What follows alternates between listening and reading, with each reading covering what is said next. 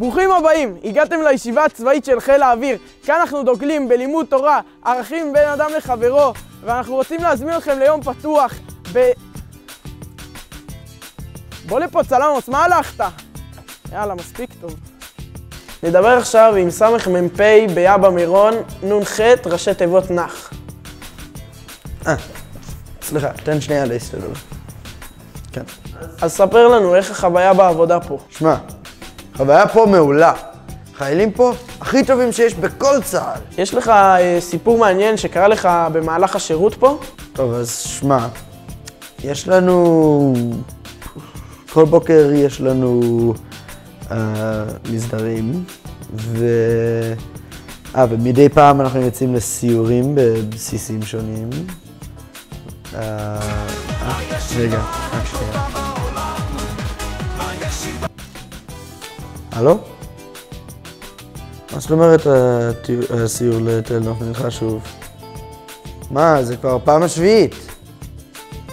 טוב, נו, ביי. טוב, אנחנו נסיים פה, תודה לנ"ח, אנחנו נמשיך בסיור. הנה ארוחת צהריים, תראו איך התלמידים מתים על האוכל של הישיבה.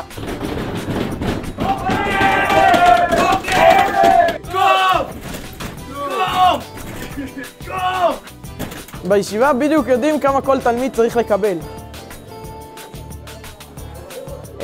אפשר עוד טיפה למה אנחנו מצלמים פה, יש צוות צילום? מנה אחת מאמין. אוקיי.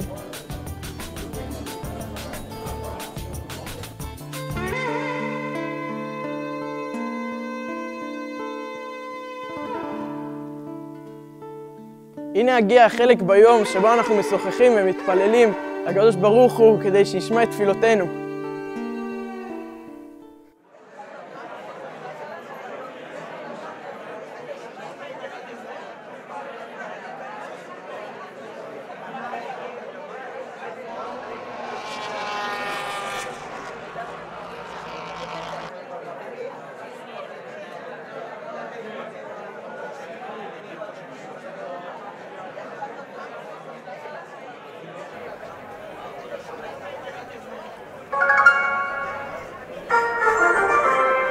אחרי הלימודים באים לארוחת 5, הארוחה הכי טובה בישיבה. מה שעה עכשיו? 5. רגע, איך שכחתי? ארוחת 5 הוקדמה ל4:15. הישיבה הכי טובה בעולם. יש לנו חדר מחשבים משוכלל, אפשר להשלים בו שיעורי בית ועבודות. הם רק נחים מעבודה. בואו נמשיך. בישיבה חשוב לנו לשמור על תורה ועל שמירה על הגוף. עזוב, בוא נלך, עזוב. תראו איך השקיעו בנו. קנו לנו תמי 4 חדש. פנימייה הכי טובה שיש. עומר, אתה מוכן? יואו, אני לא מאמין, מה עשית? תהילה תהרוג אותנו. יואו, אחי. תוריד את המצלמה, עוד פעם שברתי מראה, זה כבר כיתה י"ב, אחי, זה 4 שנים רציפות שאני שובר מראות. הנה, הגענו לגאווה של המנכ"ל והמנהלת שלנו. הושקעו פה מיליוני דולרים בפיתוח הבונקר. ממש רמת ציוד שלא מביישת את יאבא מירון.